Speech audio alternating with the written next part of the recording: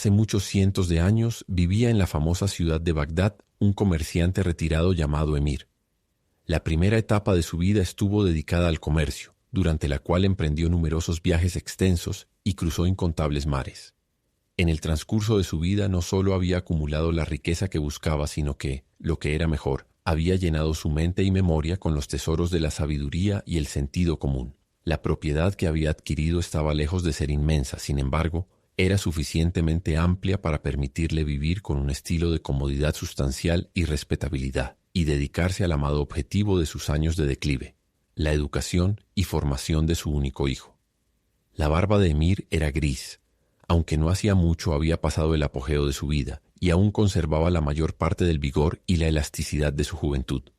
Era lo suficientemente sabio para disfrutar de una vida tranquila con una riqueza moderada, sin el deseo de desgastar su existencia persiguiendo febrilmente una fortuna desmesurada. A diferencia de muchos de sus amigos, no olvidaba que al alcanzar grandes riquezas, la vida podría estar casi consumida y sus encantos perdidos, a menos que un propósito más noble sustituyera el simple afán de acumular dinero. Mosul había sido el hogar de Emir en su juventud, pero decidió abandonarla para establecerse en Bagdad. Por un lado, deseaba estar cerca de su amigo Salek, con quien compartía una amistad íntima desde su juventud. Por otro, buscaba brindar a su hijo una mejor educación, confiando en que vivir en Bagdad dejaría una influencia positiva y duradera en el joven.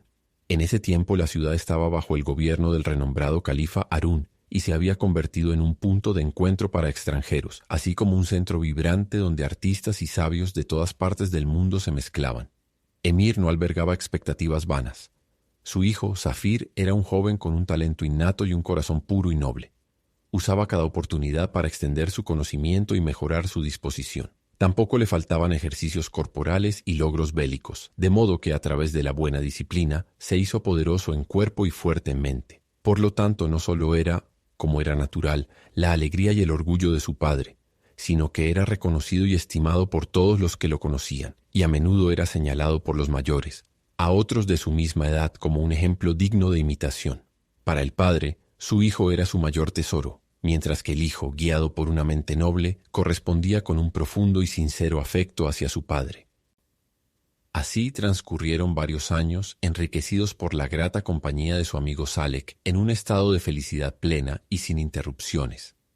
Sucedió un día que Emir y Salek estaban dando su acostumbrado paseo en los jardines adyacentes a la ciudad frente a la puerta. El calor del día de verano había disminuido por una suave lluvia, y los dos paseaban en feliz conversación y extendieron su paseo más allá de su longitud habitual. Pasaron el último jardín y vagaron sobre una pradera verde, detrás de un pequeño bosque, a cuya entrada se alzaban altas palmeras, cuyas sombras invitaban al reposo, mientras un fresco manantial brotaba de una roca cercana y serpenteaba entre la vegetación verde y las flores variadas. Los dos amigos descansaron a la sombra y hablaron sobre los peligros que enfrentan incluso los hombres más virtuosos. Reflexionaron especialmente sobre el riesgo de confiar demasiado en la rectitud de nuestras intenciones y cómo un impulso repentino puede llevar incluso a los más íntegros a cometer un error o un paso fatal en la vida. Conozco a hombres, observó Salek, que aunque entre los mejores y más nobles que he conocido en el transcurso de mi vida han sido conducidos sin darse cuenta, por demasiada confianza en sí mismos, a una acción que fácilmente podrían haber evitado con una precaución moderada, pero que ha demostrado ser el comienzo de una larga cadena de males, terminando al final en su completa ruina. Emir, por el contrario, sostenía que un corazón acostumbrado desde muy joven a la virtud no se dejaría llevar fácilmente a cometer una falta grave.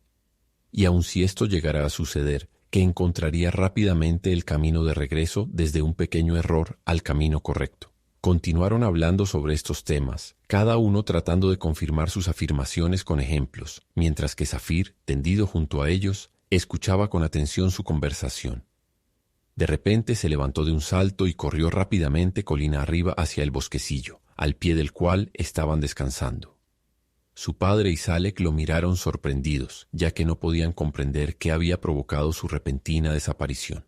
Entonces vieron que un pajarito tan blanco como la nieve volaba delante de él y él trataba de atraparlo. Pronto se perdió de vista entre los arbustos. Lo llamaron para que volviera, pero en vano. Esperaron un cuarto de hora y aún Zafir no regresaba. Preocupados por él, avanzaron en la dirección en la que había desaparecido, pero no lo encontraron. Finalmente el sol se puso. Entonces Salek dijo: «Regresemos a casa, tu hijo es un joven fuerte y activo. Encontrará fácilmente el camino de regreso a la ciudad. Quizás haya tomado otro camino para ir a casa y estará allí antes que nosotros». Después de mucha oposición, el padre fue persuadido de regresar sin su hijo. Pero todavía estaba lleno de ansiedad que ningún argumento podía superar. Cuando llegaron a la ciudad, su amigo lo acompañó a su casa. Entraron apresuradamente y preguntaron por Zafir, pero él no había regresado. Las sugerencias alentadoras de Salek ya no eran efectivas. Emir ya no quiso escuchar más y se entristeció profundamente.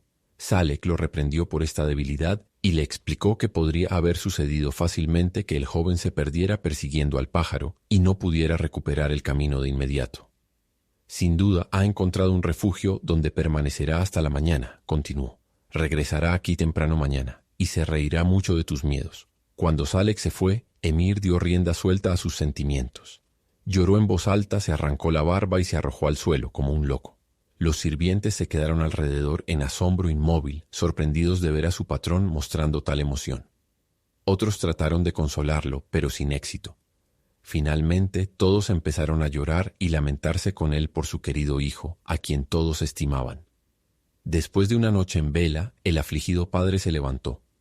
Quiso temprano por la mañana enviar mensajeros en todas direcciones, pero Salek, que había venido a preguntar si el perdido había regresado a casa, le explicó la futilidad de tomar esta acción. «Piensa», dijo, «que Zafir probablemente encontró alojamiento y ha dormido mejor que tú. Incluso si partió al amanecer, es poco probable que haya llegado hasta aquí. Si envías a los mensajeros, podría regresar por un camino más corto mientras ellos lo buscan en vano. Espera al menos hasta el mediodía». Emir cedió. Nombró a los mensajeros para que estuvieran listos al mediodía, y mientras tanto caminó por los jardines y el campo alrededor de la ciudad donde habían estado el día anterior. Su amigo lo acompañó, aunque señaló que Zafir podría, en el intervalo, haber regresado a casa mientras caminaban, y que Emir tal vez estaba dando más molestias de las necesarias. «He cedido ante todas tus sugerencias», respondió Emir. «Quiero en esta ocasión buscar a mi hijo a mi manera». Fueron juntos a la fuente en la roca cerca de las palmas. Subieron a las alturas cercanas. Llamaron el nombre de Zafir en todas direcciones, pero no hubo respuesta. Al mediodía regresaron a casa y preguntaron a todos los que encontraron si habían visto a un joven a quien describieron con precisión. Nadie pudo darles información sobre él. Emir ahora envió a sus mensajeros en todas direcciones, prometiendo una rica recompensa a quien llevara de regreso a su hijo perdido a sus brazos. Los mensajeros regresaron al 10º día e informaron que todas sus investigaciones habían sido infructuosas. Ante esto, la pena del padre no tuvo límites.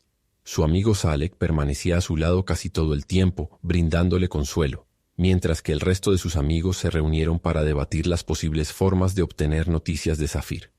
Estuvieron de acuerdo en que no podría haber sido asesinado, pues entonces se habría encontrado su cuerpo, que no tenía motivos para ocultarse, que no podría haber sido atacado por enemigos, ya que no tenía ninguno. Podría ser, sugirieron, que en la persecución del pájaro haya sido llevado al borde del río y se haya arrojado dentro, siendo arrastrado por la corriente. Apenas surgió esta idea cuando se despacharon 2 mensajeros a cada lado del río para buscar, desde su unión con el Éufrates sobre Balsora hasta el lugar donde desemboca en el mar Arábigo, y averiguar si el cuerpo de Zafir había sido arrastrado a la orilla. Pero estos mensajeros también regresaron al afligido padre sin haber encontrado lo que buscaban. El padre y su amigo ahora dieron a Zafir por perdido. El espíritu de Emir estaba quebrado. El dolor por su hijo perdido acortó su vida. Pronto envejeció. Toda alegría huyó de su mente. Y su pena solo se aliviaba un poco cuando su fiel amigo Salek se sentaba a su lado por la tarde, hablándole de su hijo, relatando las virtudes por las que se había distinguido, y contándole cómo había sido su querido deseo que este excelente joven se casara con su hija Miriam. Unos días después, el califa Harún salió como acostumbraba disfrazado con su gran visir Jafar y su chambelán por las calles de Bagdad para ver con sus propios ojos y escuchar con sus propios oídos cómo se mantenían la justicia y el orden por sus sirvientes y si su pueblo era feliz y próspero. Había elegido como de costumbre la última hora de la noche para este paseo porque pensaba que a esa hora podía mirar más de cerca las alegrías y placeres de sus súbditos, ya que habían terminado sus labores diarias y buscaban consuelo y reposo en el seno de sus familias. En el transcurso de su recorrido llegó a una calle notable por su peculiar tranquilidad. Al acercarse a una casa frente a cuya puerta estaban de pie dos hombres susurrando, Harún les dirigió estas palabras. ¿Por qué susurran como si estuvieran tramando un crimen? ¿No es esta calle lo suficientemente solitaria que no pueden hablar en voz alta? ¿Pueden decirme por qué esta calle está tan silenciosa como si todos los habitantes estuvieran muertos? Puedo decírselo fácilmente, mi señor, respondió uno de los hombres. Aquí, en la casa de al lado, vive el desafortunado Emir. Y como es usual a esta hora, su amigo Salek está sentado con él para consolarlo. Ahora, todos los habitantes de esta calle respetan profundamente a este hombre y por consideración a su situación evitan cualquier demostración de alegría que pudiera recordarle la felicidad ajena en el vecindario. Antes de que el califa pudiera responderle, el hombre se dio la vuelta y entró en la casa, y el otro lo siguió. ¿Has oído alguna vez de este desafortunado Emir?, preguntó el califa Harún a su gran visir, y como respondió negativamente, el califa continuó. Hagamos una inspección de la casa donde vive Emir. Quizás podamos descubrir la causa de su pena. Se acercaron y vieron la luz del patio interior brillando a través de una rendija. El califa aplicó su ojo a la abertura y después de observar por un rato hizo señas a sus seguidores para que se acercaran y dijo: Dos hombres canosos están sentados en este patio a la luz de una lámpara, y uno parece estar consolando al otro, pero este último continúa llorando con más amargura, cuanto más su compañero intenta consolarlo. Ambos parecen ser del mismo rango. Tengo el deseo de saber qué pena aflige al desafortunado Emir. Ordena que comparezca en mi palacio temprano mañana por la mañana. Quizás pueda estar en mi poder aliviar su calamidad. Al día siguiente, el gran visir cumplió su cometido. Emir se alarmó al escuchar que se requería su presencia en el palacio. Fue conducido al gran salón donde habitualmente se reunía el diván, pero allí lo dejaron completamente solo. Analizó toda su vida pasada, intentando recordar si había cometido algún pecado que pudiera haber atraído el desagrado del califa, ya que sabía que el califa Harún solía descubrir de manera misteriosa las faltas de sus súbditos y castigarlos en consecuencia.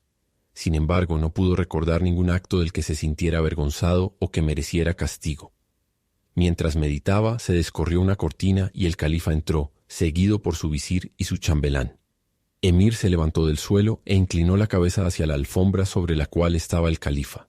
Emir, dijo el califa, parece que una gran tristeza te oprime, y por la ansiedad que tus vecinos muestran para manifestar respeto por tu pesar, debo considerarte un hombre valioso. Deseo conocer la causa de tu abatimiento. ¿Tienes alguna objeción en informarme al respecto ante estos dos testigos, o preferirías confiarme a mí solo la razón de tus lágrimas? Príncipe de los creyentes, respondió Emir, el dolor es grande y profundo en mi alma, pero aún así, la causa de ello es indigna de distraer por un momento la atención del califa de los asuntos de su reino.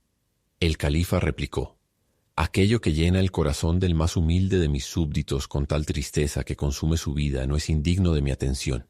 Si soy cuidadoso por todo mi reino, este cuidado igualmente se extiende a cada individuo, y si soy cuidadoso por uno, este uno es parte del todo, y así mi cuidado no se pierde. Pero habla, ¿cuál es la causa de tu aflicción? Emir entonces narró la misteriosa desaparición de su hijo, cómo lo había buscado en todas partes, y cómo todos sus mensajeros habían regresado sin la menor pista de él. Debo, por tanto, llorarlo como a alguien que está muerto. Así terminó su relato. Y en lágrimas quizás mi dolor podría agotarse, si al mismo tiempo una chispa de esperanza no viviera en mi corazón, que es posible que todavía esté vivo. Pero ¿dónde? Esta chispa de esperanza mantiene siempre abierta la herida en el corazón del Padre. Verdaderamente tienes un motivo legítimo para tu dolor, respondió el califa, y entiendo que la incertidumbre sobre el destino de tu hijo debe ser tan difícil de soportar como lo sería la certeza desoladora de su muerte. Te equivocaste al no acudir a mí antes. Mi poder no solo se extiende sobre los creyentes, sino también en tierras extranjeras. Otros reyes y gobernantes son mis servidores, cuyos ojos ven por mí, cuyos oídos oyen por mí, y cuyas manos realizan lo necesario para cumplir mis deseos.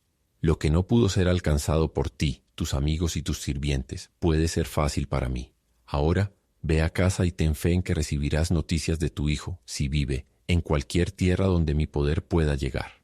Con estas palabras lo despidió, después de haber recabado detalles para reconocer a su hijo perdido.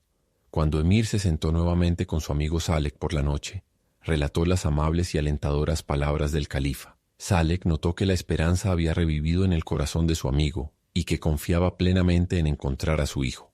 Consideró que era su deber, por lo tanto, moderar un poco esta esperanza y dijo: «Querido amigo, una vez escuché un mensaje que ha quedado grabado profundamente en mi memoria. No confíes en los gobernantes, solo son hombres. En efecto, los más poderosos en la tierra están sujetos al destino.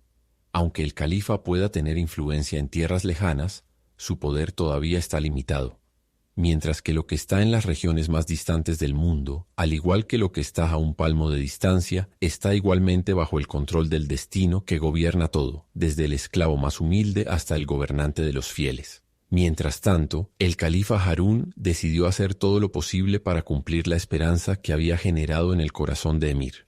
Encomendó una misión a todos sus sirvientes en el reino, tanto altos como bajos, y a sus embajadores en los reinos vecinos, e incluso envió emisarios a tierras lejanas, a príncipes con los que mantenía relaciones amistosas, despachando mensajeros con la misión de buscar a Zafir con total diligencia, proporcionando una descripción para reconocerlo en caso de encontrarlo. Pero las semanas, los meses y hasta un año completo pasaron, sin que se recibieran noticias ni de la vida ni de la muerte del desaparecido. Finalmente, toda esperanza de encontrarlo abandonó al padre para siempre. Zafir, mientras tanto, no había perecido. Ninguno de los accidentes sugeridos por los consejeros de su padre le había ocurrido. Todavía vivía, pero en un tal ocultamiento completo que era imposible para cualquiera descubrirlo. Había seguido al pájaro blanco como la nieve hasta la noche, sin saber claramente por qué. Se sintió inducido a pensar que podría atrapar a la curiosa criatura, particularmente ya que volaba a una altura tan moderada del suelo y al mismo tiempo tan lentamente. La lentitud de su vuelo le hizo conjeturar que debía haber herido una de sus alas. Varias veces logró acercarse bastante, pero justo cuando extendía la mano para apresarlo, el pájaro volvía a levantar sus alas y volaba un poco más adelante. Zafir ahora se sentía cansado y habría abandonado la persecución, pero el pájaro también parecía fatigado. Se acercó a él, pero nuevamente el pájaro voló un poco más lejos. En esta persecución subió un cerro, y poco después se encontró en un valle estrecho y cubierto de pasto, por el cual corrió. Llegó el crepúsculo, pero el color blanco como la nieve del pájaro todavía lo iluminaba. Finalmente el pájaro perseguido se posó en un matorral. Se apresuró hacia él, pero al cerrar su mano para capturar a su prisionero, éste voló, dejando únicamente una de sus plumas de la cola fuertemente sujeta en su mano. Aún lo vio a través del crepúsculo volando delante de él, y todavía se apresuró tras él. El pájaro parecía ahora acelerar su ritmo, pero habiendo estado a punto de atraparlo una vez, continuó la persecución con mayor entusiasmo. Corrió a través de la hierba alta, con su mirada fija en aquella figura blanca resplandeciente, sin prestar atención a nada más. Así llegó inesperadamente a un pequeño pero profundo charco de agua que cruzaba su camino. Saltó, nadó, e intentó trepar por el otro lado, pero era tan empinado que cayó con algo de la tierra suelta. El agua lo cubrió por completo y perdió toda conciencia.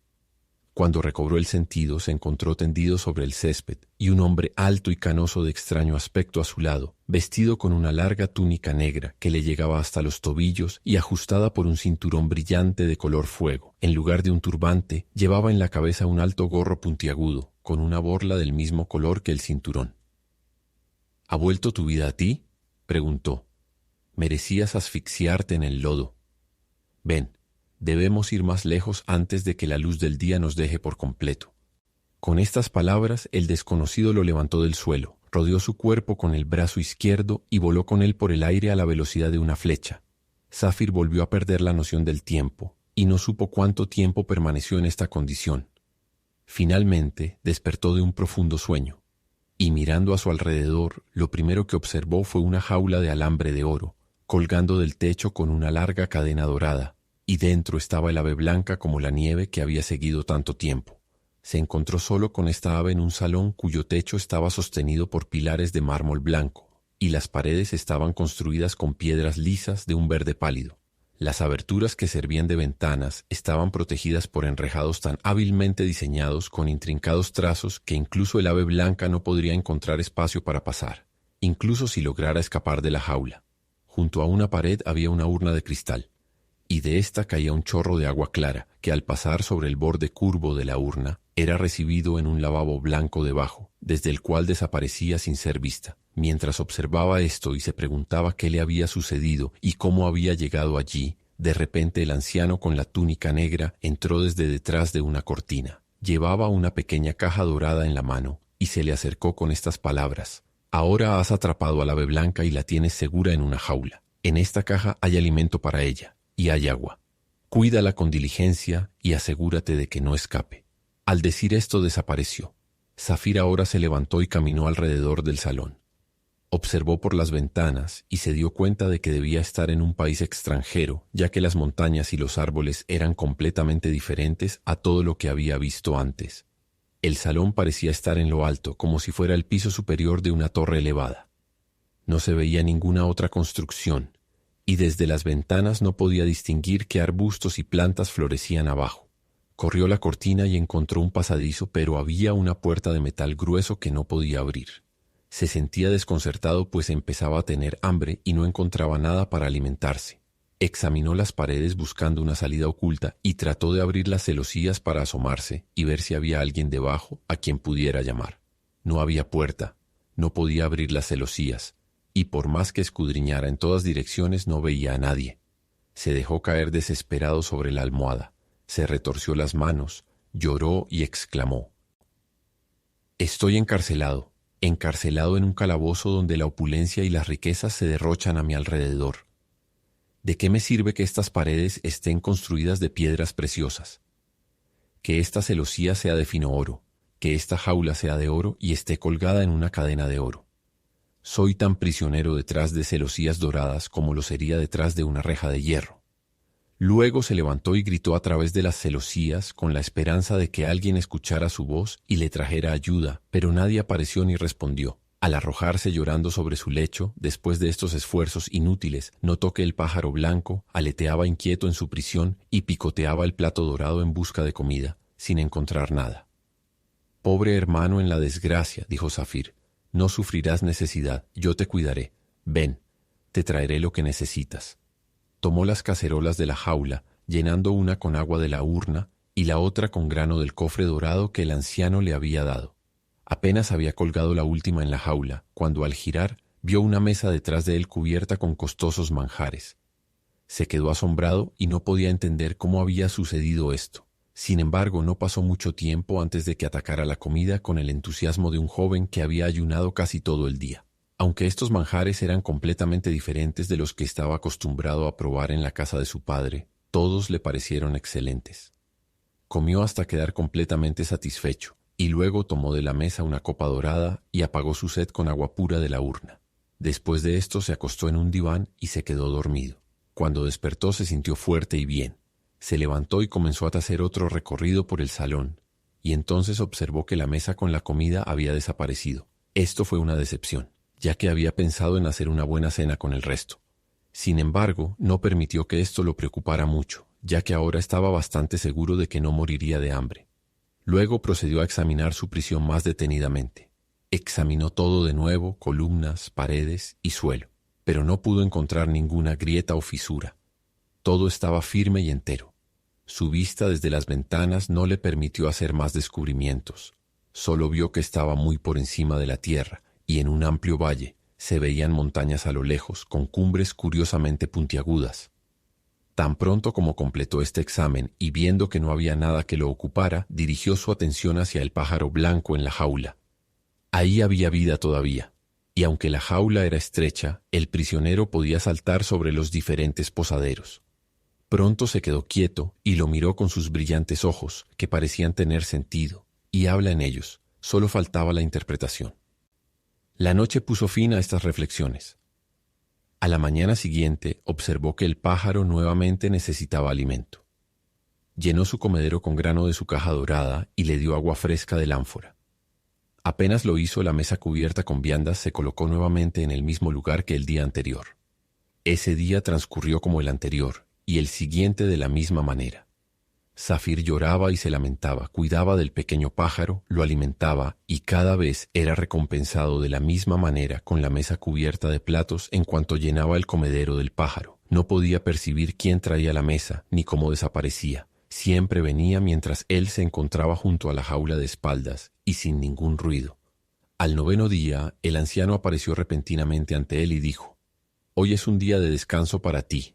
Has cumplido tu deber durante los días anteriores alimentando al pájaro. Ahora puedes divertirte en el jardín hasta la noche». Lo condujo por una puerta a un pasillo estrecho, al final del cual descendieron 20 escalones. Luego abrió una pequeña trampilla de metal y Zafir descendió 20 escalones más. Llegaron a otra puerta similar y descendieron 20 escalones más hasta una tercera, y así sucesivamente hasta que después de pasar por la 9ª puerta se encontraron al aire libre. «Permanece aquí hasta que te llamen», dijo el anciano, quien regresó al edificio a través de las mismas puertas que cerró tras de sí. Zafir tenía mucha curiosidad por examinar más de cerca el edificio en el que había sido encerrado. Por lo tanto, dio la vuelta y lo observó detenidamente. Era una torre de 9 pisos, cada uno de aproximadamente 4,5 metros de altura. La torre era de 9 lados, con una ventana en el tercer lado de cada piso, dispuestas de tal manera que ninguna ventana estaba directamente sobre otra, y por lo tanto solo 3 en total aparecían en cada lado de la torre de abajo hacia arriba. Esta distribución de regularidad y orden reinaba en todo el edificio. Las paredes estaban hechas de grandes piezas de oro, tan lisas como el vidrio, y éstas estaban tan hábilmente ensambladas que incluso al mirarlas de cerca no se podían descubrir las juntas. Las celosías de las ventanas eran todas de oro, como las del salón superior, y las puertas inferiores por las que había pasado eran de un metal amarillo, inclinándose a verde. Todas estas consideraciones no estaban calculadas para disminuir su convicción de que ningún hombre podría posiblemente encontrarlo en tal prisión. De repente, una nueva esperanza despertó en él. «Ya no estoy encerrado en la torre», se dijo a sí mismo. «Aquí estoy al aire libre, en un jardín. Puedo trepar y saltar como un mono. Puede que encuentre alguna salida de este jardín por la cual pueda escapar». Inmediatamente se alejó de la torre y se apresuró a través de los jardines buscando libertad. Pero pronto descubrió que esta esperanza era vana. Encontró que los jardines estaban rodeados por todos lados por un muro alto construido de los mismos materiales y tan vidrioso como la torre. Después de hacer todo el recorrido del jardín, finalmente encontró una puerta, compuesta por una reja de barras de hierro macizas, pulidas al más alto grado de lisura y tan juntas que apenas podía pasar su brazo a través. Intentó treparla agarrándose de las barras superiores con sus manos, pero sus pies resbalaban en el hierro liso y se lastimó tanto la rodilla que perdió el control y cayó de espaldas al suelo. A continuación examinó la reja de cerca para ver si no había medios de escape, pero todo fue en vano. En todas partes las barras eran altas, gruesas y como cristal pulido. Con tristeza deambuló por el jardín. Los rayos del sol que caían quemaban la hierba y buscó alguna sombra donde pudiera protegerse de su influencia. Se recostó en un banco musgoso y meditó de nuevo sobre su destino. Además de su propia tristeza por su encarcelamiento, el pensamiento de la pena de su padre por su pérdida lo afligía. El agotamiento resultante de lágrimas y lamentos en voz alta, unido al calor del mediodía, finalmente lo hizo caer en un sueño profundo. Cuando despertó, la mesa cubierta de comidas estaba de nuevo ante él.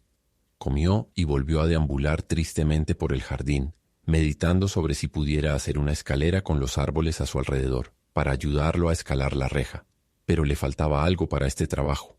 No tenía ni siquiera un puñal o un cuchillo. Mientras pensaba esto, el anciano apareció y dijo: «La tarde se acerca. Sígueme adentro». Lo condujo nuevamente a la habitación superior de la torre y cerró la puerta de metal tras él. No hubo cambio observable en su prisión. Solo el pájaro parecía acosado y triste. Se sentaba quieto y callado en la percha más baja. Su plumaje estaba erizado y sus ojos apagados. «Pobre criatura», dijo Zafir. «¿Qué te pasa? ¿Estás enfermo?» Parecía como si el pájaro se viera afectado por estas preguntas compasivas, pero pronto volvió a su anterior abatimiento. Reflexionó mucho sobre esto. El día siguiente y los posteriores pasaron como el anterior, pero en el 9º el anciano apareció de nuevo, lo llevó al jardín y por la noche lo condujo de regreso al salón. Cuidaba del pájaro.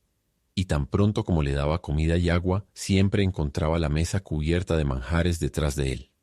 En los intervalos se paraba en la celosía de una de las 3 ventanas mirando hacia el llano abajo, con la esperanza de divisar a alguna persona que lo liberara de su cautiverio. En tal ocupación monótona pasaron muchos meses. Cada 9º día el anciano aparecía y le permitía pasear por el jardín, pero no sacaba mucho entretenimiento de sus paseos en este estrecho recinto. Mientras tanto, le preguntó al anciano muchas veces la razón de su encarcelamiento y cuánto tiempo iba a durar. No obtuvo respuesta más que estas palabras: cada hombre tiene su propio destino. Este es el tuyo. Un día el anciano apareció y lo llevó al jardín como de costumbre, pero no había estado allí más de un cuarto de hora. Cuando regresó, lo llamó y luego se retiró rápidamente con muestras de inquietud. Zafir también notó que el pájaro blanco, al que había llegado a apreciar más con cada día, se sentaba en el fondo de su jaula, más triste de lo habitual tras la visita del anciano. Se acercó y observó una pequeña puerta en la jaula que nunca había visto. La examinó de cerca y encontró un fino pestillo que pasaba por un aro de alambre de oro. Estaban hechos con tanta habilidad e integrados en las partes ornamentales de la jaula tan astutamente que nadie podría haberlos descubierto si no se hubiese llamado su atención a ellos por diseño o accidente. Zafir empujó el pestillo y abrió la puerta. El pájaro saltó como si lo hubiera atrapado un júbilo repentino. Saltó afuera y tan pronto como tocó el suelo se transformó, y en su lugar una joven doncella apareció ante Zafir, vestida con una túnica de seda blanca. Hermosos rizos oscuros caían sobre su cuello y hombros, y un fino velo fragante caía sobre ellos, sujeto por una cinta adornada con piedras preciosas. Su finamente formado rostro era blanco como el marfil, suavemente matizado por el más suave tono de rosa. Sorprendido y asombrado, Zafir retrocedió y dijo: «Por la barba del profeta, te conjuro a que me digas si eres de raza humana o si perteneces a los genios». «Soy una doncella indefensa», dijo ella, «y te imploro que me liberes de las manos de este cruel mago. Te recompensaré generosamente por ello. Sabe que soy la única hija de Omar, rey de Damasco, y este malvado encantador astutamente me llevó del palacio de mi padre y me encerró en esta jaula. Tiene un hijo tan feo como la noche, a quien desea que acepte como mi esposo. Cada 9º día viene, trae a su hijo con él y alaba sus excelentes cualidades. Esto lo ha hecho regularmente durante muchos meses, torturándome en cada visita para que acepte esta odiosa unión, y ahora me amenaza con crueles torturas si no accedo para la próxima luna nueva. En ese día habré estado 1 año en cautiverio, y dice que no me suplicará más de 1 año. Entonces comenzará mi castigo. Te conjuro, por tanto, a que me ayudes». Al decir esto, estalló en un torrente de lágrimas. «Noble doncella», respondió Zafir, «cuán gustosamente te liberaría. Pero, ay, soy tan indefenso como tú, y ni siquiera puedo liberarme. Pero dime, ¿cómo es esto? Dices que el encantador trae consigo a su odioso hijo. ¿Por qué entonces nunca lo he visto?» «Siempre te manda lejos cuando viene», respondió la princesa. «Pero aún entonces», prosiguió Zafir, «el hijo no podría esconderse de mí en las escaleras o en el estrecho pasillo». «Es cierto», respondió ella, «pero lo lleva en su bolsillo». «¿Qué?», exclamó Zafir asombrado. «¿En su bolsillo? ¿Cómo puede ser eso?». La princesa le informó que el joven se convertía en cada visita en un pájaro blanco, como ella misma, que el encantador lo ponía en la jaula con ella, y que sentía tal disgusto hacia él que siempre aleteaba por la jaula para evitar acercarse a él, pero que él, con la pertinaz obstinación de un afecto brutal, la seguía y se acomodaba confiado cerca de ella. «Debes», continuó, «haber notado lo cansada y triste que siempre estaba el 9º día cuando regresabas». Zafir, asombrado por esta explicación, le aseguró su disposición de liberarla, pero lamentaba su impotencia. Sin embargo, la princesa no renunciaba a sus esperanzas de éxito. «Me parece», dijo ella, «un buen presagio que el encantador haya recibido hoy un mensaje que lo hizo marcharse tan temprano, y con tal prisa que no cerró bien la jaula, y que hoy regresaste tan temprano del jardín. Este día es mi cumpleaños, el único día en que puedo ser liberada del poder del mago. En cualquier otro día aún habría permanecido un pájaro mudo, incluso si me hubieras liberado de mi jaula. Solo en este día el tocar el suelo tuvo el poder de devolverme a mi forma natural. El encantamiento radica en la jaula». Zafir tomó instantáneamente la jaula, exclamando: «Si es así, romperemos el hechizo». La tiró al suelo, La pisoteó con sus pies hasta que quedó completamente plana y su forma ya no era distinguible. Luego la enrolló y la arrojó a un rincón del salón. En ese momento un ruido espantoso como de trueno resonó por el aire. Todo el edificio se sacudió como con una furiosa tormenta, las puertas se abrieron de golpe, las cortinas se apartaron y el hechicero se presentó ante ellos con un semblante lleno de ira. «¡Ah!», gritó. «Gusanos débiles, ¿qué se han atrevido a hacer? ¿Cómo aprendieron a romper mi encanto de esta manera? ¿Quién les mandó destruir la jaula?». Zafir estaba tan aterrorizado que no pudo contestar. El encantador entonces miró a la doncella y exclamó: «¿Y tú, pensaste que este miserable gusano podría defenderte contra mi poder? Te mostraré lo inútil que es oponerte a mí». Metió la mano en el bolsillo de su túnica negra y de allí sacó una pequeña caja. La abrió y un pájaro blanco voló hacia afuera y se posó sobre la mesa. Luego tomó una caja más pequeña de su cinturón y la abrió. Estaba llena de pequeños granos. Tomó uno de ellos y lo colocó frente al pájaro, que apenas lo había ingerido, cuando de repente en su lugar apareció un hombre tan deforme que tanto Zafir como la princesa soltaron un grito. Su cabeza era grande y gruesa, sus ojos rojos y oscuros, su nariz pequeña y bastante plana, sus labios gruesos y de un rojo azulado, su barbilla ancha y prominente, y en su cabeza crecían algunos cabellos blancos tiesos. Una joroba crecía adelante y otra similar detrás. Sus hombros estaban completamente levantados y su cabeza tan apretada entre ellos que sus orejas no se veían. La parte superior de su cuerpo era tan pesada y sus piernas tan débiles y delgadas que era asombroso cómo lo sostenían. Se tambaleaba sin cesar, equilibrándose primero en una pierna, luego en la otra. «Adelante, mi hijo», dijo el hechicero a esta criatura deforme. «Mira, ahí está tu prometida. No desea esperar hasta la luna nueva que fijé para tu compromiso. Hoy ha logrado su propio cambio con la ayuda de este amigo. Ve, hijo mío, dale un beso a tu novia y luego agradece a este joven». La criatura deformada se acercó a la princesa con una horrible risa diabólica. Ella apartó su rostro con disgusto y extendió los brazos para indicarle que se alejara. Pero para entonces el valor de Zafir había regresado. Resolviendo arriesgarlo todo, se colocó frente a la princesa y le dio tal golpe a la deformidad que retrocedió y cayó de espaldas. Su cabeza golpeó en la caída contra la esquina del pedestal de uno de los pilares de mármol con tal violencia que su cráneo se rompió. Un torrente de sangre fluyó de la herida y el monstruo emitió un gran lamento. Zafir no pensó en nada más que en la ira y venganza del padre y dio su vida por perdida. Pero el encantador se quedó completamente desconcertado al observar la herida mortal de su hijo y pareció estupefacto de horror y asombro. Enseguida se tiró junto a él, examinó la lesión y se retorció las manos, olvidando su venganza en su pena. Zafir rápidamente tomó la mano de la princesa y la guió a través de la puerta y bajando las escaleras. Todas las puertas estaban abiertas y encontraron su camino sin ningún obstáculo hacia el jardín. Pronto se encontraron ante la reja del portón de hierro, que estaba cerrada.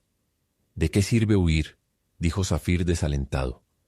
«Aún estamos en el poder del hechicero. E incluso si estuviéramos al otro lado del portón y ocultos en la caverna más profunda, él nos descubriría con su conocimiento y desataría su venganza sobre nosotros». «Yo pienso de manera distinta», dijo la princesa. «Conozco muchos de los secretos que sustentan el poder de este mago, y estoy convencida de que si logramos escapar de aquí, estaremos a salvo». Siguieron un poco más adelante y llegaron a un lugar donde una serie de árboles habían sido arrancados de raíz por el huracán. Uno de estos yacía volcado con su cima descansando sobre el muro y sus ramas colgando lejos hacia el otro lado. Ante esta vista, el joven se alegró. Trepó rápidamente al tronco, arrastrando a la princesa tras él y guiándola con gran cuidado y ternura a la cima del árbol. Luego treparon sobre el muro, a pesar de una fila formidable de pinchos, y se dejaron caer al otro lado por las ramas colgantes del árbol. Estas no llegaban del todo al suelo, pero lo suficientemente cerca para que pudieran saltar. Soltaron sus manos en consecuencia y cayeron suavemente al suelo. Luego saltaron y avanzaron tan rápido como la fuerza de la princesa y las dificultades del camino lo permitieran, a través de matorrales, arbustos y llanuras salpicadas de plantas espinosas, hacia las lejanas montañas. Tras horas de huida sin mirar atrás, la princesa, agotada, pidió a su compañero que se detuvieran para descansar. Zafir encontró un lugar despejado de arbustos, cubierto de musgo y hierba alta, Se sentaron allí y Zafir le pidió a la princesa que contara su historia. Al principio estaba demasiado exhausta, pero tras una breve pausa recuperó sus fuerzas y comenzó así. Mi historia temprana es muy sencilla. Me llaman Jazmín, la única hija del sultán de Damasco. Mi madre llegó desde el vasto mar, más allá de Arabia y el Monte Cáucaso, y fue vendida a él como esclava. Pronto, atraído por su belleza y modales, la elevó a la dignidad de esposa.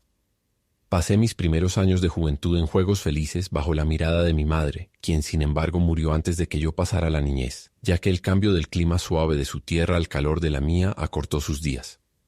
Mi padre me amaba como su mayor tesoro y me confió a una cuidadosa niñera.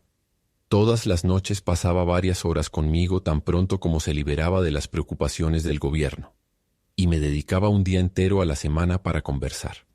En ese día siempre íbamos juntos en una ligera barca a un promontorio cercano, donde tenía un hermoso palacio y jardines.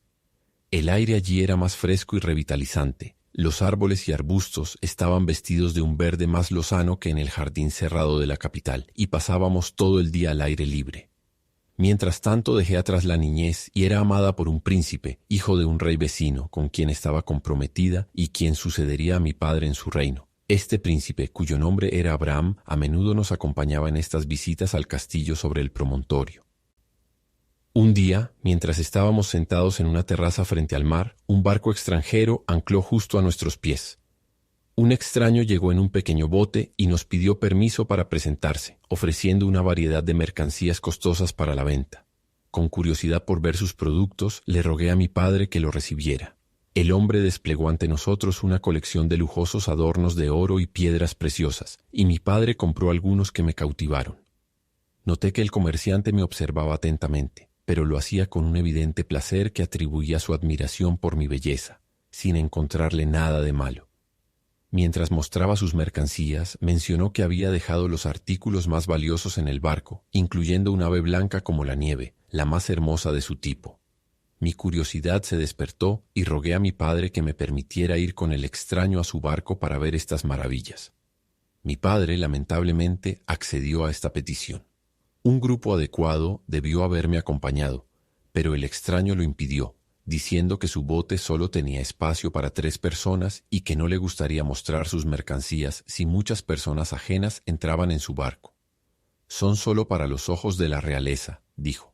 «No hay temor alguno de que exponga a su Alteza a peligros. Nunca podría olvidar la confianza que un poderoso rey ha depositado en mí al encargarme a su única hija. Sin embargo, el príncipe puede acompañarla como su protector». Acompañamos al comerciante al barco y encontramos una cantidad asombrosa de objetos extraordinarios y animales desconocidos. En el lugar donde en otros barcos se sentaban los remeros había grandes simios, en lo alto del mástil un águila, y en las cabinas muchas jaulas grandes y pequeñas de ébano con gruesas barras de oro, donde una multitud confusa de animales se movía. Mi atención se fijaba ahora en el pájaro, blanco como la nieve, que había despertado por completo mi curiosidad. Me lo mostró en una especie de caja, y al no poder verlo bien, lo sacó y lo colocó en mi mano. «Lo más sorprendente», dijo él, «sobre esta ave es que siendo originaria de un país muy lejano, al ser traída aquí, solo puede sobrevivir unos pocos días. Sin embargo, he encontrado un grano especial que al darle algunos granos cada semana, le permite revitalizarse durante 9 días. Preguntamos acerca de este grano milagroso del que nunca habíamos escuchado, y él abrió una pequeña caja y sacó 3 granos. Me dio uno para ofrecérselo al pájaro, otro para que yo lo probara, y el tercero para el príncipe Abraham. Cuando le ofrecí el grano al pájaro, lo rechazó, y cuando acerqué mi mano retrocedió, perdió el equilibrio y cayó con las alas abiertas. Me apresuré a recogerlo, quizás de manera brusca, y mientras intentaba escapar, retuve algunas de sus plumas de la cola firmemente, dejando al pájaro aleteando en mi mano. Estaba muy asustada, y el comerciante también lo parecía. Sin embargo, pronto se echó a reír con una especie de alegría maliciosa, y sugirió que yo ingiriera el grano, asegurando que evitaría que el asustado prisionero volara. Sugirió lo mismo al príncipe, y ambos comimos los granos al mismo tiempo. Sentí una increíble transformación y me di cuenta de que me había convertido en un pájaro blanco como la nieve, y cuando miré al príncipe, en su lugar vi un pájaro negro. Entonces el extraño, que resultó ser el encantador, me atrapó y me encerró en la jaula dorada que ustedes han destruido. Los simios comenzaron a remar, y el barco avanzó con una rapidez inusual sobre el mar. Aún veía a mi padre y a los asistentes en la terraza, y podía distinguir sus gestos de asombro al ver partir el barco. Incluso creía oír sus voces llamándonos de regreso. ¿Pero qué podía hacer en mi jaula? El pájaro negro voló hacia el promontorio, y desde ese momento no he tenido noticias del príncipe Abraham. Cuando mi hogar quedaba lejos en la distancia, e incluso la cima de las montañas que lo rodeaban ya no se distinguía, el encantador se elevó con mi jaula en el aire, dejando su barco atrás, y me llevó al salón de la torre. ¿Cómo trajo al otro pájaro blanco? No lo sé. Solo sé que lo sacó de su bolsillo y lo puso en la jaula. Ahora tienes un compañero, dijo él. Al tomarlo por un ave real, me consideré, aunque desafortunada, superior a él y me retiré a una esquina. Pero el pájaro se acercó y me siguió por la jaula. Al final perdí la paciencia y piqué sus ojos. Cuando el encantador vio esto, sacó una pequeña caja y de ella un grano que colocó ante el pájaro, quien lo recogió de inmediato. Entonces se transformó en un hombre, el mismo tipo desagradable que viste en la torre. Me pidió, como ya te he contado, que aceptara esa deformidad como mi esposo, y me prometió que con mi consentimiento sería restaurada inmediatamente a mi forma adecuada, y me aseguró que de lo contrario siempre permanecería como pájaro excepto en mi cumpleaños. También era parte de mi hechizo estar obligada a atraerlo aquí. Ahora no tengo otro deseo que volver a mi padre en Damasco, porque sé que vive en gran aflicción. Esta relación recordó vívidamente a Zafir a su propio padre. Sabía, por el gran amor que siempre le había mostrado, que debía haber languidecido por su pérdida, y su semblante afligido y figura encorvada se presentaron ante su mente. «Princesa», dijo él, «tu deseo no puede ser mayor que el mío. Aún así te juro que no regresaré a mi padre hasta haberte conducido a salvo a tu tierra natal, o haberte visto segura en manos de aquellos que te llevarán a tu padre. Si no lo hago, que el cielo no conceda a mi padre la vida para recibir esta alegría». Continuaron su viaje con renovado vigor. Pero se acercaba la noche, y era necesario encontrar un lugar de descanso para la noche. La fortuna fue favorable. Pronto encontraron un rincón cubierto por un arbusto grande y elevado. Zafir rompió las ramas, formando así un seto que rodeó un pequeño espacio en el que ocultó a la princesa, dejando solo una entrada estrecha, delante de la cual se acostó a vigilar. La noche pasó sin peligro. Por más que Zafir luchó contra el sueño para vigilar a su compañera, al final el sueño pesó sobre sus párpados, y ambos despertaron con los primeros rayos del sol. Caminaron todo el día, descansando ocasionalmente. A cada paso, el viaje se volvía más peligroso. Las malezas se volvían más espesas y altas. A menudo se veían obligados a arrastrarse entre las ramas, y su ropa colgaba en harapos. Al cuarto día llegaron al pie de las montañas. Allí encontraron tierra cultivada y viviendas humanas. Zafir preguntó dónde estaban y pidió el camino hacia el mar. La gente les dijo el nombre del país, que era desconocido para Zafir y para la princesa Jazmín, y agregó que al otro lado de las altas montañas había una gran tierra plana bordeando el mar. Recibieron la noticia con gran alegría, y a pesar de estar exhaustos y con los pies doloridos, se apresuraron a emprender la travesía por las montañas. Finalmente, tras un arduo viaje en el que vieron el sol salir y ponerse 7 veces, llegaron a las tierras llanas y la costa del mar que les habían descrito. Un barco estaba listo al ancla, y cuando preguntaron su destino, el timonel respondió: «Vamos a Damasco a buscar una carga de canela». A la pregunta de Zafir de dónde venían y el nombre del país donde estaban, recibió por respuesta que el barco pertenecía a un comerciante de Balsora y que había sido arrojado a estas costas desconocidas por una violenta tormenta. Cuando la princesa percibió que el barco se dirigía hacia su tierra natal, se alegró mucho. Sacó una de las piedras preciosas del brazalete en su frente y la dio como pago del pasaje de ella y su compañero. A la mañana siguiente zarparon y después de un viaje próspero llegaron al mismo lugar donde el barco del encantador había estado anclado anteriormente cuando él se llevó a la princesa. Fueron desembarcados en un pequeño bote y Jazmín llevó a su libertador a través de los hermosos caminos arbolados de los jardines imperiales. De esta manera llegaron a una terraza desde donde pudieron ver el barco. En lugar de avanzar precipitadamente, se ocultaron detrás de un arbusto, pues en la terraza estaba sentado un hombre venerable y de aspecto noble, con la más profunda melancolía estampada en sus rasgos. Él miraba hacia el mar, y la embarcación acababa de atrapar su mirada.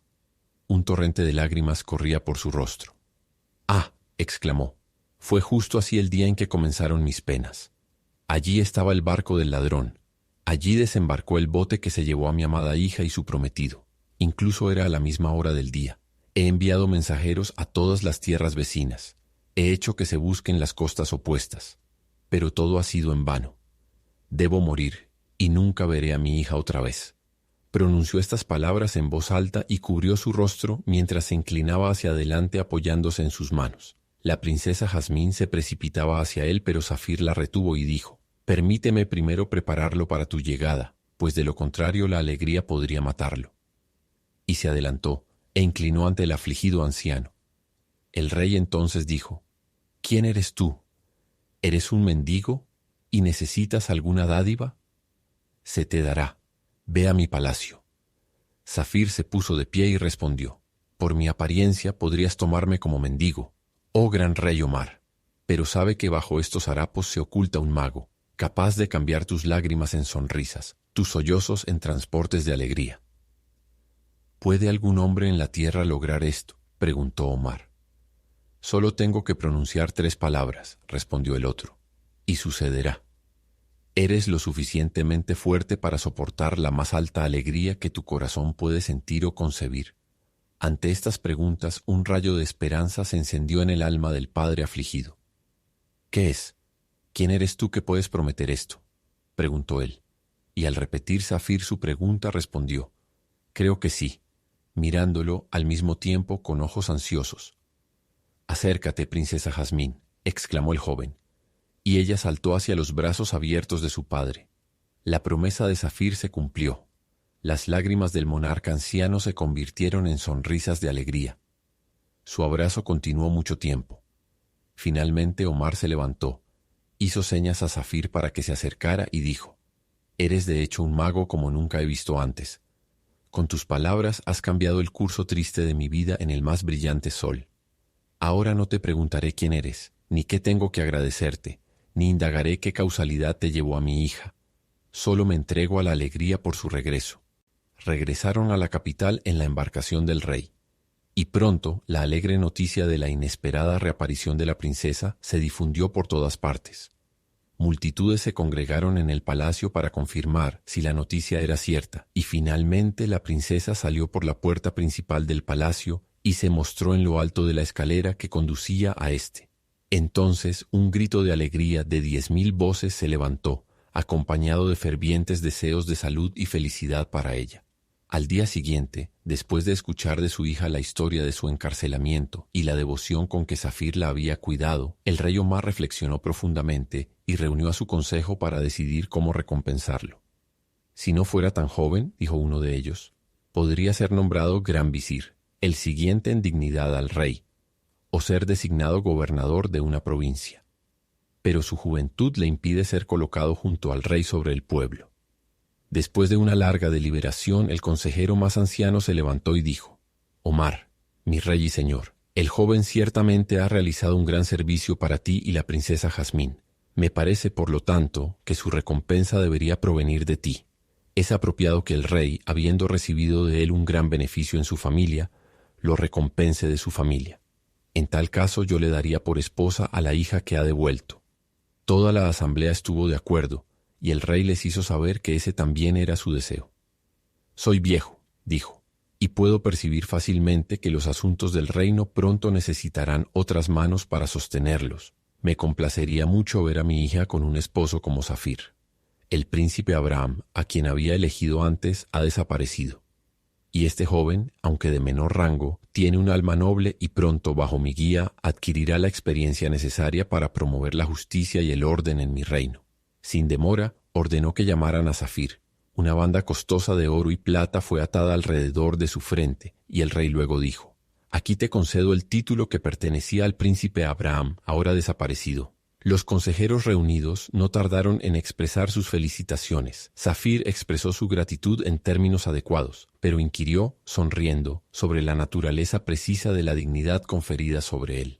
El consejero más anciano dio un paso adelante y dijo: «Este nombre señala el puesto de honor más alto que el rey puede otorgar. se te considera digno de este honor y nadie más lleva el título, porque el príncipe Abraham ha desaparecido. Un elefante adornado con ricos embellecimientos fue llevado por su cuidador, y sobre él se encontraba un asiento ricamente ornamentado. En este colocaron al nuevo oficial, quien fue conducido por las calles. Unos heraldos iban delante de él exclamando en voz alta: «Escuchen lo que Omar anuncia a todo el pueblo. Este joven ha devuelto su joya más preciada, que había perdido. En agradecimiento, el rey ha designado a su hija Jazmín como su esposa. Mañana se celebrará el compromiso, y todos están invitados al palacio para participar de la alegría general». Zafir apenas entendía cómo había ocurrido todo esto.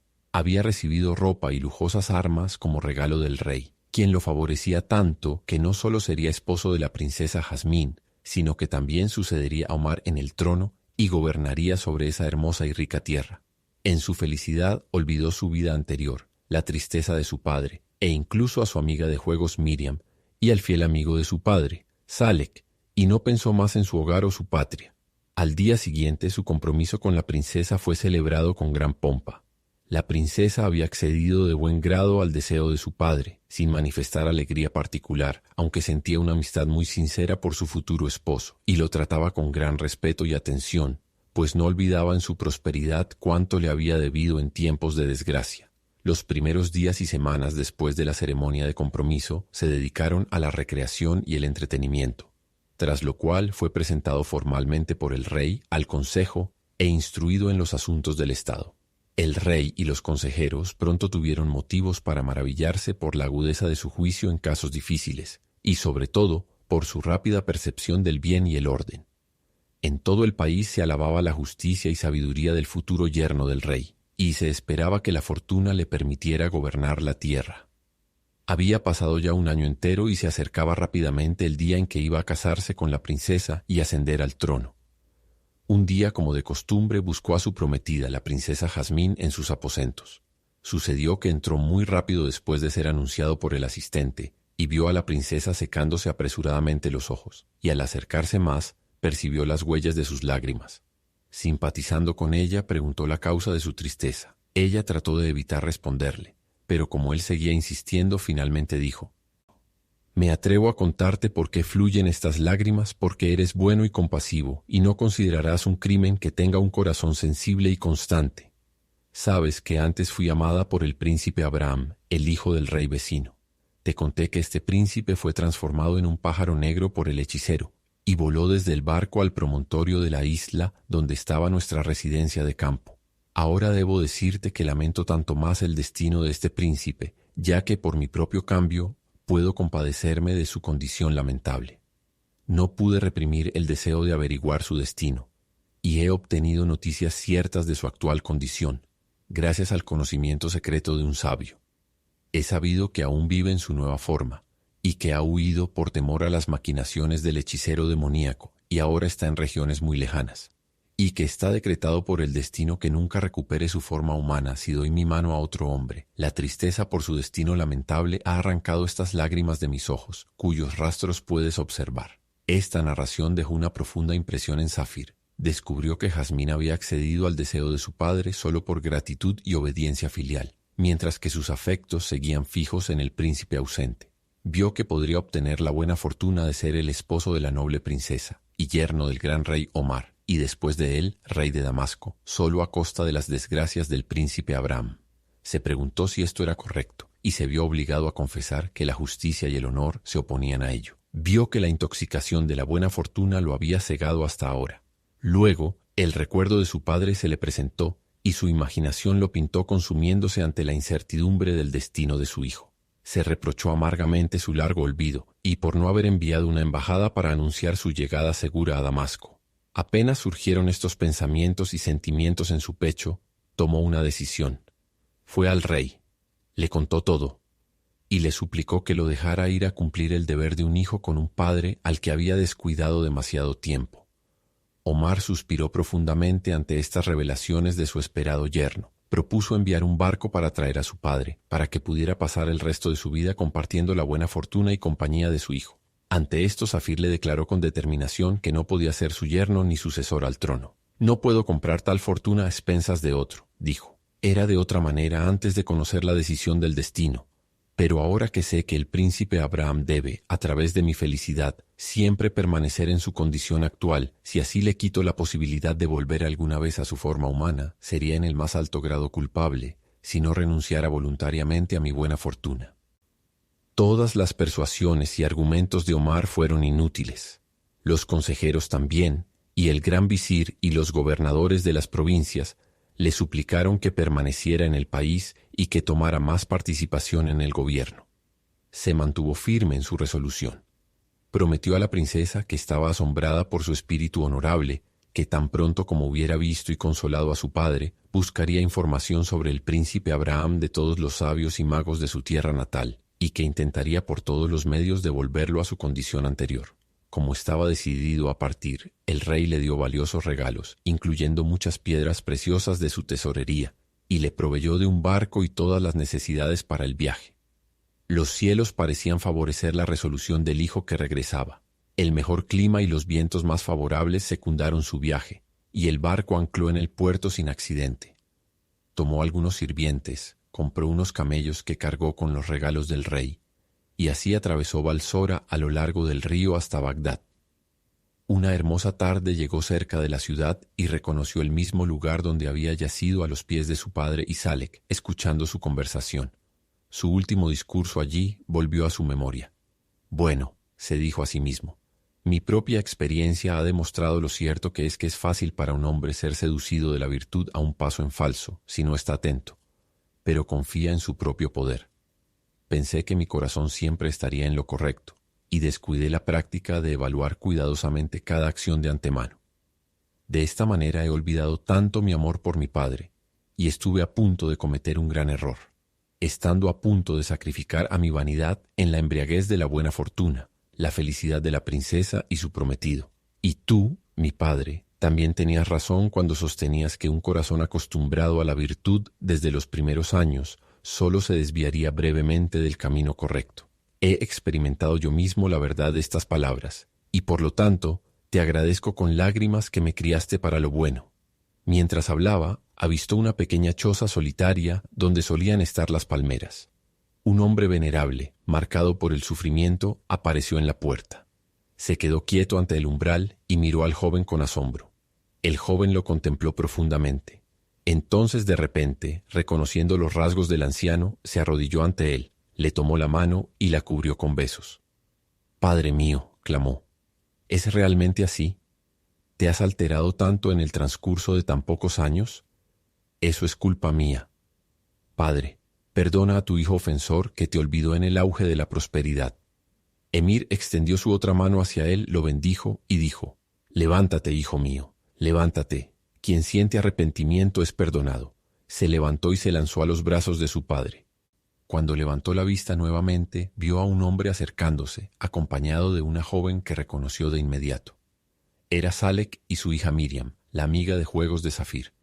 Tras darles la bienvenida, se acomodaron y Zafir les narró todas las experiencias vividas desde aquella noche memorable. Relató con sinceridad y honestidad cómo se había olvidado de su padre y estuvo a punto de cometer graves errores, cegado por la fortuna, la grandeza y los honores. Mientras conversaban, observaron a 3 aves acercándose desde la distancia como si se persiguieran. Advirtieron que una de ellas, un pájaro negro, huía aterrorizada de un gran halcón. Parecía inevitable que el halcón atrapara a su presa, si no fuera porque otra ave más grande lo perseguía, obligándolo a desviarse frecuentemente. Eventualmente, se enzarzaron en combate. El pájaro negro perseguido terminó en el regazo de Zafir.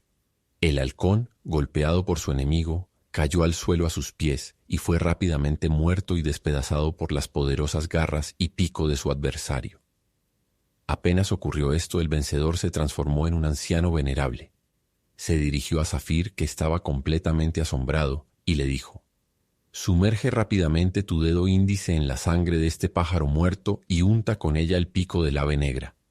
Zafir obedeció de inmediato, y tan pronto como tocó el pico del pájaro negro con la sangre, éste se transformó, y un joven apuesto con atuendos reales apareció ante ellos. «Adivina quién es», dijo el genio. «¿El príncipe Abraham?», preguntó Zafir. El genio respondió, «Es él». Mientras observaba al joven príncipe con asombro, añadió, No percibes cómo y por qué ha ocurrido todo esto. Podría explicarte todos estos misterios, pero ¿para qué? No es necesario que los hombres débiles conozcan los hilos por los cuales sus destinos están entrelazados. Basta con saber que era necesario que hicieras todo esto para ser probado. Has sido hallado digno y el cielo te recompensa con Miriam, tu primera compañera de juventud, ahora para ser tu esposa. Entonces Zafir miró a Miriam y miró inquisitivamente a Salec, su padre. Este último dijo: «Con alegría escucho la voluntad del destino. El mayor deseo de mi corazón ahora se cumplirá». «Sabe», continuó el genio, «que el pájaro muerto era el hechicero que transformó a la princesa Jazmín y al príncipe Abraham. Ellos también debían pasar por pruebas.